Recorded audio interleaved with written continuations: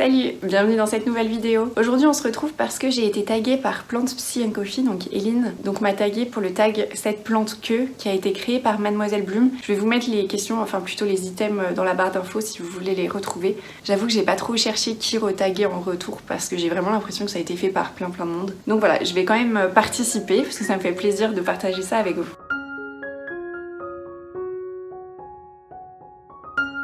Donc la première chose, c'est cette plante que les réseaux m'ont fait acheter. Quand j'ai lu ça, je me suis dit mais je peux pas répondre à cette question. Parce que ce qui s'est passé, c'est que avant, j'avais pas de plantes dans mon ancien appartement. J'en avais une ou deux. Je devais avoir un chlorophytum qui m'avait été offert par une collègue, d'ailleurs qui est toujours là, qui est sur mon balcon, je vous l'avais montré il me semble. Et j'avais un aloe vera que je sais pas où il est, j'ai dû le donner. Et c'est tout. Et j'avais voulu avoir une Monstera deliciosa. Alors, je sais plus comment j'ai connu cette plante. En fait, ma colocataire à ce moment-là avait pas mal de plantes, mais il n'y avait pas de Monstera deliciosa, donc je sais plus comment je l'ai connue. Et je voulais donc avoir cette plante-là.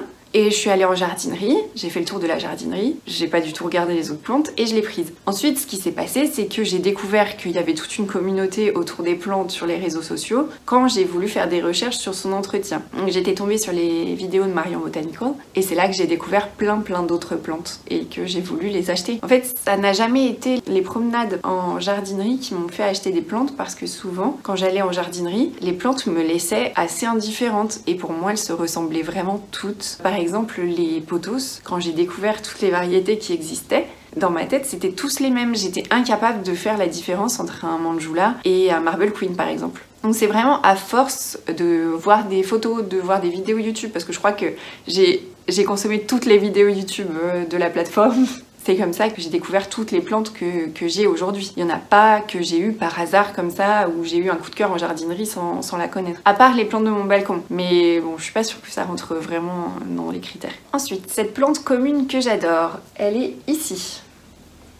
Alors au départ quand j'ai lu ça, j'ai pensé pothos, j'ai pensé tradescantia, j'ai pensé chêne de cœur. Mais là à cette heure-ci mes chênes de cœur elles me fâchent un petit peu parce qu'elles ont des trips. Enfin j'arrive à les traiter mais elles ont des trips et ça m'énerve parce que j'ai jamais eu de trips sur des chênes de cœur et c'est pas les plantes du tout qui sont le plus sujettes. Mais je pense que ce qui se passe c'est que j'en ai tellement eu marre des trips récemment que je douche toutes mes plantes à chaque arrosage. Je respecte plus trop la routine que je vous avais publiée, là je douche vraiment tout. Sauf les chênes de cœur et les misères parce que je suis un peu frileuse à les mouiller. Et du coup ça fait quelques temps là, je découvre des trips sur mes pothos et sur mes misères et je me dis mais pourquoi ils sont jamais allés sur ces plantes là? Bref, je ferme cette parenthèse parce que c'était pas du tout le sujet. J'ai pensé à vous parler donc de ce Ficus elastica tineke qui est une plante vraiment qu'on voit dans toutes les jardineries et souvent qui a un prix très abordable. On les voit vraiment de différentes tailles, de la petite à l'énorme qui va jusqu'au plafond. Donc celle-ci je l'ai eue d'une taille assez moyenne, c'est ma mère qui me l'avait achetée en jardinerie à côté de chez moi, elle s'en rappelle même pas je pense. On avait fait un tour dans la jardinerie, je lui avais dit ah j'aimerais bien avoir cette plante et du coup elle me l'avait prise. Elle était bien plus petite que ça, je pense qu'elle a triplé à peu près de taille depuis que je l'ai chez moi. Et je l'adore, je la trouve vraiment très belle, chaque feuille est unique. Elle pousse plutôt bien et je la trouve plus facile que ce qu'on m'en avait dit ou ce que j'avais lu à propos d'elle. J'avais lu que c'était compliqué au niveau de l'exposition parce que comme à la base c'est un arbre, d'ailleurs j'en ai vu au Portugal des énormes, comme à la base c'est un arbre ça a besoin de soleil et ça a besoin d'une très forte exposition. À côté de ça j'avais lu que ça supportait pas les courants d'air, alors ça c'est vraiment une notion qui est extrêmement abstraite pour moi. Comment une plante peut ne pas supporter les courants d'air alors qu'à la base elles vivent dehors et que dehors il y a du vent. J'ai vraiment du mal avec cette notion d'elle supporte pas les courants d'air alors qu'elle supporte pas l'air très froid de l'hiver quand on ouvre les fenêtres, d'accord, mais les courants d'air, non je comprends pas. Donc voilà, je trouve que c'est une plante qui est vraiment jolie, qui se marie avec toutes les décorations et qui est facile pour à peu près tout le monde. Après, elle a des moments où elle pousse très vite et il y a des moments où elle pousse plus. Je sais pas pourquoi, elle a des périodes alors que je fais rien de spécial et que je la traite toujours pareil. Donc voilà pour le Ficus tineke. Cette plante que tout le monde aime sauf moi, j'ai aucune hésitation et là du coup ça va être un peu redondant par rapport à la vidéo d'Eline, c'est la Monstera adansonii. La Monstera adansonii, donc qu'on appelle aussi Monkey Mask de son nom commun, est vraiment une plante que je trouve hideuse. Alors je suis désolée pour les personnes qui l'aiment, mais je la trouve vraiment pas belle. En fait, elle me fait penser à un squelette, à Halloween, je sais pas, elle est presque effrayante, je trouve. Alors je vais vous mettre une photo pour ceux qui la connaissent pas, même si je pense que la plupart la connaissent. C'est vraiment... je comprends pas l'intérêt pour cette plante. Nose, ils en ont reçu pas mal il y a quelques temps, qui vendaient à un prix dérisoire autour de 2-3 euros. Et j'ai vu sur les réseaux qu'il y a des gens qui se jetaient dessus. Moi jamais je me jetterais dessus. Si on me l'offre, je pense que je la redonne directement. Ensuite, une plante que j'ai regretté d'acheter, de vendre ou de donner. Ça va être redondant si je parle de mes Calathea ornata et White Star. L'ornata, je l'ai eu une première fois, je l'avais acheté à une vente de plantes éphémères. Et ça s'était mal passé, probablement parce que c'était au tout début de mes acquisitions de Calathea, je l'arrosais sûrement trop, donc je l'avais donné. Et je l'avais racheté une deuxième fois en pensant que du coup ça irait mieux parce que je savais m'en occuper. Si vous suivez mes vidéos, vous savez que ça n'a pas du tout été le cas et que je l'ai revendue très récemment. Donc voilà, c'est une plante que je regrette d'avoir re-acheté, pas d'avoir acheté à la base. Celle que j'ai regretté de perdre, la White Star, parce que celle-là, je l'ai perdue 3 fois. La fille elle s'obstine quand même. Je l'ai perdue 3 fois et les 3 fois ça a été un crève-cœur. La première fois, pareil, elle jaunissait. La deuxième fois, je crois qu'elle s'asséchait. Et la troisième fois, elle avait des taches partout sur le feuillage, vraiment des toutes petites taches rondes. J'ai jamais su à quoi c'était dû. J'ai vu plein d'hypothèses sur les groupes Facebook. Alors sur les groupes Facebook, j'ai enquêté sur ces deux plantes, vraiment, j'ai cherché. Tout le monde attribue ça à un manque d'humidité. C'est l'excuse facile pour toutes les Calathea. Je suis désolée de le dire parce qu'il y a beaucoup de gens qui pensent que les Calathea, tous leurs problèmes viennent d'un manque d'humidité. Mais non, non. Même si on a, comme c'est le cas chez moi, 60-70% d'humidité, ça ne change rien. La brumidation ne change rien. J'ai vu des publications de toutes sortes de personnes, des personnes qui sont plus confirmées, des personnes qui sont plus novices, qui ont des conditions différentes. Dans les jardineries, on les regarde, elles sont toutes avec des bords qui sont asséchés. Les White Star, ça arrive très fréquemment qu'elles aient justement ces taches sur le feuillage. J'ai une copine qui a acheté une ornata, elle a aussi ce problème. Je pense que les conditions de serre, de culture de ces plantes sont vraiment optimales et que du coup ça se passe bien, mais je pense pas que ce soit seulement un problème d'humidité. Enfin bref, c'est très controversé ce que je vais dire là, parce que je vois sur les posts Facebook que tout le monde répond ça. Dès qu'il y a un problème avec une Calathea, elle manque d'humidité. Ou alors, il faut l'arroser plus souvent. Je suis pas d'accord avec ça. Mais bref. Ensuite, plante que j'ai regretté de donner, je vais parler de ma Tradescantia Nanook, du coup, elle revient souvent en ce moment celle-ci. J'ai eu une Tradescantia Nanook, j'ai encore quelques boutures de cette plante qui sont là. En fait, je l'avais achetée dans une pépinière qui vendait surtout des fleurs pour les balcons, pour les extérieurs. Et je l'avais trouvée à ce moment-là, elle était en fleurs, elle était vraiment belle, c'était l'année dernière. Sauf qu'elle poussait vraiment à l'horizontale, c'est-à-dire qu'elle poussait vraiment comme ça. Et qu'elle prenait beaucoup de place sur le meuble sur lequel je l'avais mise. Et ça n'allait pas par rapport à ça puisqu'elle prenait vraiment trop d'espace par rapport à ce que j'étais capable de lui en accorder. Donc je l'avais donnée à une amie, sauf que pas de chance. Chez cette amie, elle sait pas plus du tout la plante et elle a décliné et elle est morte très rapidement. Alors que chez moi, ça se passait bien. Dans ma salle de classe, ça se passait bien aussi. Donc voilà, je me dis peut-être que si je l'avais gardée, elle serait toujours vivante. Mais à la fois, j'aurais encore ce même problème d'espace. C'est pour ça que je l'ai gardée en petite comme ça. Ça fait comme mon Pilea que j'avais vendu quand il était trop gros et j'avais gardé juste une bouture. Peut-être que je continuerai à faire ça. Si elle se décide à pousser, parce que ça faisait pas mal de temps qu'elle était en eau, qu'elle avait fait des racines, mais ça ne poussait pas. L'eau devenait assez souvent verte, malgré que je la change et que je nettoie régulièrement. Là, je l'ai mise en terre très récemment, ça doit faire une semaine ou deux. Je constate pas pour le moment de différence. On va voir comment ça se passe. J'espère qu'elle a pas de trips et que c'est pas ça qui l'a ralenti, mais ce qui est bizarre, c'est qu'elle a des taches qui ressemblent à l'arrière à des dégâts de trips, mais je vois vraiment pas de trips dessus. Je devrais peut-être la traiter en prévention. Enfin, en prévention. On sait pas, mais au cas où il y en a et que je les vois simplement pas et qui sont cachés dans les tiges ou quelque chose comme ça. Donc voilà pour celle que j'ai regretté d'avoir donnée. Ensuite, plante qui fait ma fierté. J'ai voulu vous parler de ma Crimson, Calathea Crimson, que je vais remontrer au cas où vous l'avez pas assez vue. Voilà. Elle continue de faire plein de feuilles. Mais j'estime ne pas vraiment avoir de mérite pour cette plante.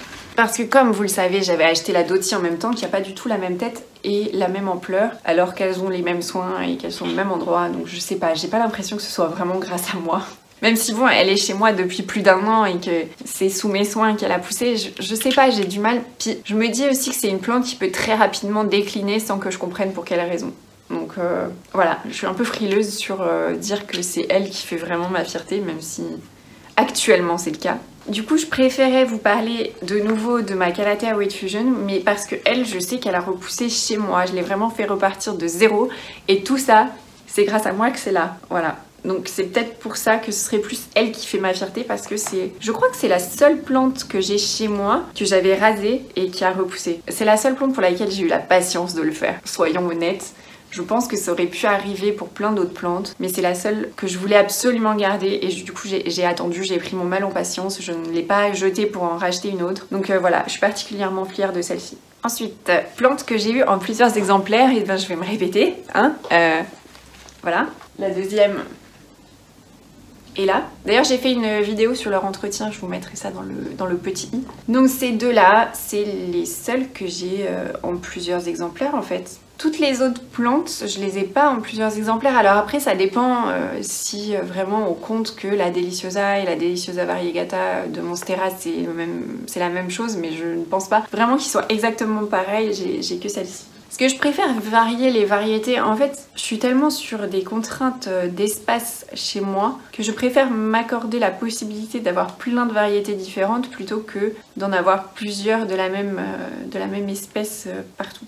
Et encore, celle-ci, je l'ai en 2 exemplaires parce que l'autre, je l'avais achetée toute petite et qu'après j'avais trouvé celle-ci énorme en jardinerie et que je voulais l'avoir en grosse. À la base, l'autre, je l'avais remise en vente, mais ça me faisait trop mal au cœur de m'en séparer, donc c'est pour ça que j'ai gardé les 2. Cette plante qui me fait des misères, je vous l'ai déjà dit. Alors en vrai, c'est ce que je disais aussi, ça va un petit peu mieux. Elle a plus de feuilles, enfin de boules qui sèchent en ce moment. En fait, je me demande si elle avait pas des nuisibles parce que comme j'étais complètement désemparée par rapport à son état, je l'avais traitée 2 fois, me semble. Et depuis que je l'ai traitée, ça va un petit peu mieux. En tout cas, elle a plus de boules qui sèchent. J'essaye de l'arroser plus régulièrement aussi. Là, en ce moment, sachant que je l'ai exposée en plein soleil, sud collé à la fenêtre, je l'arrose quasiment tous les 2 jours parce que ça sèche super vite. Donc je l'arrose plus souvent. Je l'ai traitée contre les nuisibles. Il faudrait peut-être que je le refasse parce que je vois encore quelques petites toiles qui traînent. Mais pour le moment ça va mieux, mais elle me fait bien galérer quand même. Mais je sais que je suis pas la seule à galérer avec cette plante et que c'est vraiment une plante qui pose problème à énormément de monde, même des gens qui ont énormément de plantes. Donc bon, je me dis que c'est peut-être pas trop de ma faute quoi. Cette plante que je garderai entre toutes. Mon Pothos Manjula. Je l'avais déjà évoqué, il me semble, dans le plan de tour que ce serait celle que je garderais si je devais en choisir qu'une seule. Wouhou! C'est celle-ci je pense. Alors j'ai une amie qui a vu cette vidéo et qui m'a dit je comprends pas, je pensais que tu garderais plutôt la White Fusion justement. Mais je pense que ce serait plutôt le Manjula parce que déjà c'est une plante retombante et je trouve que dans n'importe quelle décoration une plante retombante ça ajoute beaucoup plus qu'une plante simple qui est dans un pot et posée quelque part. Donc déjà pour le côté décoratif je préférerais garder celle-ci. Et aussi parce qu'elle est plus facile et que s'il y a un problème, je sais que je peux la rebouturer ou assez facilement rattraper. En rebouturant hein, bien sûr, parce que s'il y a un problème racinaire, c'est la seule solution. Mais voilà, je pense que ce serait peut-être plus simple de la récupérer qu'une White Fusion qui pourrait vraiment dépérir et pour laquelle on ne pourrait plus rien faire. Même si là encore, je pense que si c'est pris à temps, ça peut être réglé. Mais... Voilà. Les Calatheas sont quand même plus difficiles à entretenir que les Pothos. Même si celui-là n'est pas réputé comme étant plus facile, mais voilà, vous comprenez l'idée je pense. La plante que je recommande les yeux fermés, alors je vous en parle pas très souvent de cette plante qui est chez moi. Bon, vous la connaissez certainement. Hein. C'est le Pothos Golden. C'est vraiment la plante qui je pense est vraiment accessible à tous. Mais vraiment à tous. Et c'est ce qui fait que c'est la plante que j'offre le plus souvent. Par exemple, à ma cousine. Vous avez vu du coup, si vous avez regardé la vidéo avec ma cousine, que je vous mettrai dans le petit i si vous l'avez pas vu. C'est ça que je lui ai offert, parce que je savais que ce serait super simple. En fait, à la base, elle voulait une fausse plante. Sauf que j'étais pas du tout pour le fait de lui acheter une fausse plante. Même si c'est un peu hypocrite parce que pendant très longtemps j'ai eu que des fausses plantes. Donc voilà, c'est la plante que je lui avais offerte. Récemment, je suis allée rendre visite à ma prof d'anglais du lycée. Je lui ai ramené ça aussi. Un collègue de ma mère a voulu des boutures d'une plante facile pour son bureau, je lui ai donné ça aussi. J'ai aussi du coup le copain de ma meilleure amie qui en voulait une, je lui ai fait des boutures. Donc c'est vraiment la plante que j'offre le plus régulièrement parce que je sais qu'il y a très peu de chances que ça se passe mal. C'est-à-dire qu'elle supporte tout cette plante, elle supporte tout. À part, bon j'ai eu des trips dessus, là c'était un peu plus compliqué. Mais souvent quand je l'offre c'est des gens qui n'ont pas de base énormément de plantes, donc la probabilité qu'ils aient des trips chez eux est quand même assez faible. Et puis je m'engage aussi d'une certaine manière à, s'il y a un problème, à être là quand j'offre une plante et à essayer de régler le problème. Donc voilà, vraiment Pothos Golden c'est la plante que je recommanderais entre toutes les plantes parce que c'est la plus simple, la plus gratifiante, celle qui pousse le plus rapidement et celle qui d'un point de vue déco passe vraiment partout.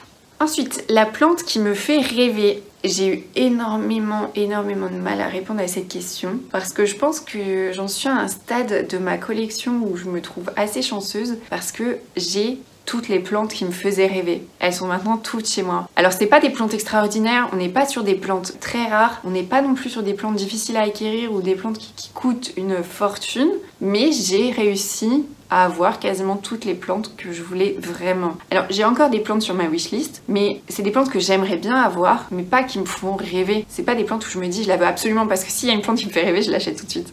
À moins qu'elle soit difficile d'accès ou vraiment beaucoup trop chère. Donc j'ai pas vraiment de plante qui me fait rêver. J'ai eu un coup de cœur récemment sur le philodendron majestique, je vous mettrai une photo. Alors ouais, j'aimerais bien la voir, mais c'est pas non plus, j'en rêve pas la nuit quoi. Je pourrais aussi parler du red spot tricolore là que justement Ellie n'arrête pas de montrer partout sur ses réseaux qui me donne trop envie alors qu'à la base j'aime pas trop les syngoniums. D'ailleurs quand il y avait la question cette plante que tout le monde aime sauf moi, au départ je pensais citer les syngoniums mais plus le temps passe et plus il y a des syngoniums qui me plaisent. Je suis allée chez Botanique avec ma cousine, il y avait le pink spot je crois qu'il s'appelle comme ça que je trouvais très beau aussi. Mais il faut qu'il soit rose. J'ai un problème avec les plantes roses, vous le savez je pense maintenant.